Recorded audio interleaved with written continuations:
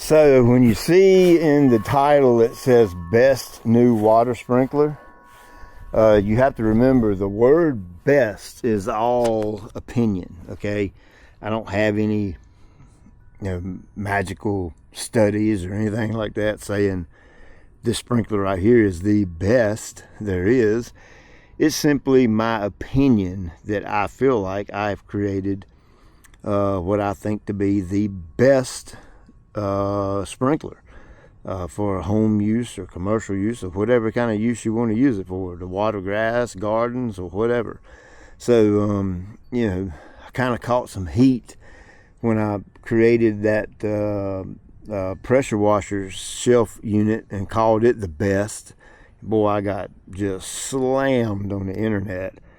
Copycat, blah, blah, blah, blah, blah, all this kind of crap. It ain't the best. Well, in my opinion, it was the best at that point in time, and it still is, because I took something that existed and I improved on it. I made it a better version of what was already out there. Kind of, no different than iPhones. They make an iPhone 23 and the next year they make an iPhone 24 and say it's a better version. It's absolutely no different. So I didn't invent and create the sprinkler. I just made a version of it that I think is the best, and I'm gonna go over a few little things on this thing and show you why I think it's the best. So first thing is the Rainbird, the irrigation head itself, and whoa, it's got water in it. Hang on, let me get out of the way. And you can see in there, it is the stainless steel version right there. It is fully adjustable, so you can make it go and stop wherever you want it to. I personally think the Rainbird head's the best head out there. If you're a Hunter fan and you think the Hunter is the best, then hats off to you. I mean, it is what it is. You can't have two best, and I don't know which one is the actual literal best, but I feel the Rainbird is the best, so that's why I went with the Rainbird head. And like I said, you can see it is the stainless steel version. Now, when I show you this over here, some of you probably going to say, why are you bashing Big Sprinkler? I'm not bashing anybody, okay? I'm not bashing anybody or anything at all. I'm simply saying that I think I've improved on what is already there. I've worked with Big Sprinkler for a very long time, sold their sprinklers and sold a crap ton of them. These will remain on the website as an option. If you want them, that's completely fine. If you think this is the best, then you buy that one. That's the one I want you to buy, whichever one you think is better. But I want to show you some of the differences between the Big Sprinkler and mine, and then you can decide. You make your own decision which one you think would work better for you. So first way I feel like I improved on it is I done away with the sled part. Now the sled is convenient because you can move it around, slide it around, pull it by the garden hose, all that kind of thing. Just set it here, set it there, set it everywhere. It's a good platform. What I found over the years of using these, if you set it out in the grass and you accidentally forget and leave it out there on the grass for a extended period of time, when you go to move the sled, you have these two dead strips of grass, or maybe not dead, but hyper dormant strips of grass. And I've had times where that come back, and then I've had other times where the grass did not come back. So that's the first way I feel like I've improved on it, is because using this method, you will not leave two dead spots of grass in your yard. Of course, this one sticks in the ground like that. I'll go over and show you in a minute how easy it is to get in the yard. This is a little nail hole, so that if you want to hang it up in your garage, that's what that little hole is for right there. Second thing is this is brass right here, okay? And long term, brass will start to deteriorate and not work as good. I cannot tell you how many of these things right here, this little swivel fitting, that I've had leak. And when that leaks, then you have to buy this whole piece and put that in. How mine is different is mine is one solid chunk of stainless steel. By the way, this entire frame body is made of stainless steel, the entire thing. And that, beyond a shadow of a doubt, this part will last you a complete and total lifetime. The head, even though it's got stainless steel guts in it, could potentially go bad at some point in time, and you may have to replace the head. You know, it just is what it is. That's more of a consumable. This thing, you could run over it with a train, and I think you can still use it. You can see right here, this fitting where your garden hose goes in would take the place of that swivel. Now, I know what you're thinking. Well, if this is a fixed fitting, that means you're going to have to screw the garden hose into it, and the garden hose is going to get all tangled up, and then you have to unwind it and all that. That is untrue, because you can see right here, we supply you a quick disconnect, stainless steel quick disconnect. So now all you have to do is boop, pop your garden hose in, pop it off. This part right here stays on your garden hose, okay? So it just pops on, pops off. You don't have to screw anything, except when the first time you ever put this piece on your garden hose, and then it's a done deal then. So another thing I was not a fan of is the cap. Now, you can see this is a stainless steel cap. What comes on the big sprinkler is a brass one, okay?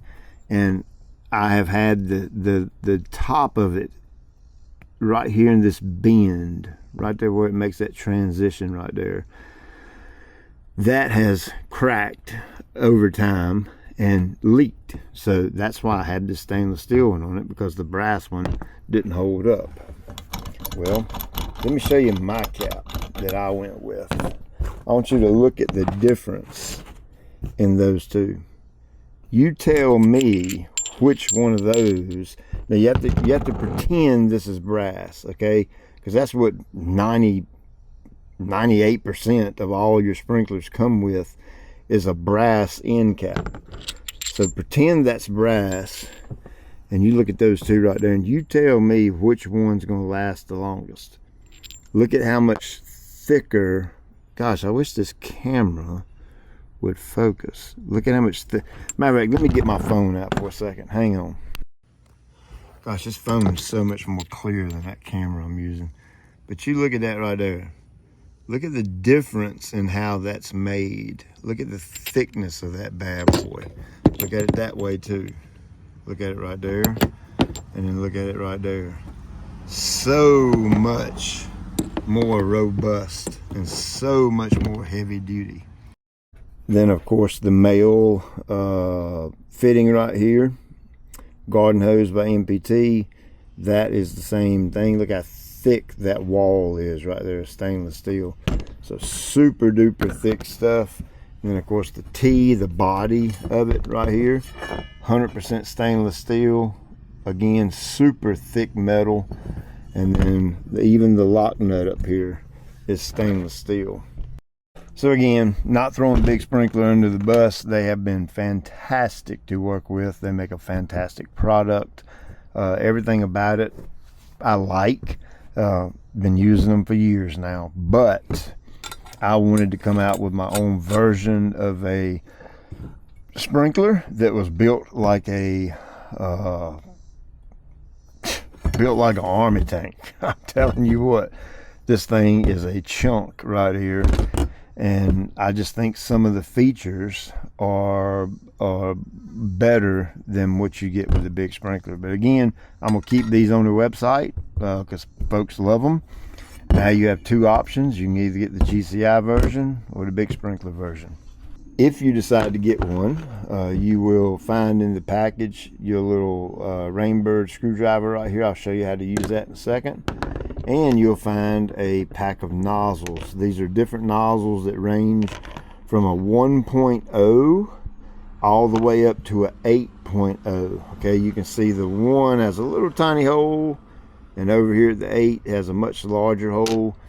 That's something that you're gonna have to play around with and figure out which one best maximizes the distance that your sprinkler throws out and the output. Okay, I've got this one hooked up to my standard water spigot over here, and that's city water, and I think I figured it to be like 6 gallons a minute one time, 5 gallons a minute, something like that. It's not a tremendous amount, but I've chosen to run the 2.5 in the head. That means it's going to put out about 2.5 gallons a minute. Okay, now if I went back there to my well where I've got close to 30 gallons a minute and over 100 psi that I have access to, I can run the 8, and it's really going to pump out some water. But like I said, I have a much higher psi back there at the well and much more water volume to work with. So this is just something you're going to have to play with, because it's limitless. It's limitless on which one you can run. It just all depends on your water pressure and the volume of water that you have. I most certainly recommend the 0G 3/4 inch hose. You can get that at Lowe's. If you get one, the head will not be attached to the body. Okay, we done that to make the shipping box smaller, so the head will be separate, and you simply, no Teflon tapes needed. You ain't got to do any of that. You simply take this, don't cross thread it, screw it on lightly, and when you feel it starting to tighten up, just give it about another 1/4 turn. You do not need to crank this thing down and really put the hammer on it. The threads in here are tapered, so they're designed to close off so it won't leak. But let's look at the head right here. So you can see it spins. That's set at about 180 degrees right now. You can adjust it. You have several adjustments right here. This back one right here you see is to either plus or minus your direction. You know, you can make it go one way or the other, more or less right there. This one in the middle, that should cut the head off. I don't know why you would want to cut the head off, but it does. That's for more so if you got an underground irrigation system. This front one is where you can dial a little set screw down to help hold the nozzle in place, or you can dial it down a little bit if you want to fan your spray out a little bit. And then this one, let me mash that down. This one right here is you put it in, you turn it a half turn, and that allows you to pull the head up like that. So how's it go in the ground? Pretty easy. We just had some rain the other night, so you can see I'm just pushing it down in the ground just like that. When you take it out, I would like to see you wiggle it this way, side to side a little bit, and she'll pop right out. And look, zero damage to that turf, none whatsoever. Let me go get a hammer and show you something. So let's just pretend this is some hard ground. Well, that's okay. I built it to where you can bang on it a little bit if you need to. Look at there. Just don't miss and hit your hose pipe fittings. But see this part right here? I made that plenty big enough to where you can bang on it, and you bang on it on the elbow side, okay? But look at that. You can just keep hitting it and hitting it and hitting it and hitting it and hitting it and drive it all the way in the ground if you need to. But that's basically for hard ground. Of course, when you get it down in there, it's going to be a little bit hard to get out. But look, even still there, look at that. No damage to the turf. You can see on this side, that's the part I showed you where your hose goes in. And on this side, you saw the cap. Well, that's if you want to run one sprinkler. If you want to run 2 sprinklers, then we send you another quick disconnects. So you'll have 2 quick disconnects with this. And on the other side, you can hook to another garden hose and then run a second sprinkler if you want to. To change out the nozzle, you simply back out that set screw and then take your little green screwdriver and pop the nozzle out, slide your new one in, and then retighten that set screw. You can see where that set screw just barely touches the nozzle right there.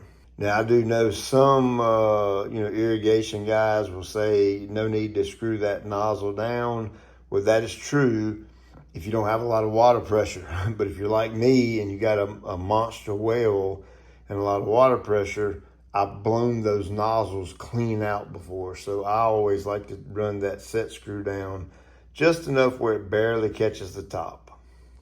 As you can see, I got it hooked up to my spigot right there. And there she goes.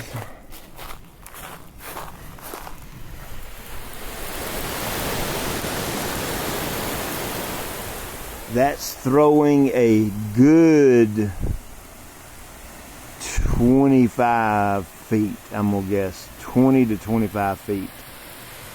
And you see I got good volume coming out of there, good pressure. Now I could probably go I could probably bump that up to maybe a 3 or 3.5, and it wouldn't have quite as much pressure, but I'd be putting out heavier volume of water. But like I said, that's something you have to play around with. You have to figure out what's going to work best for your water situation. This is the 5,000 plus head, in case you're wondering.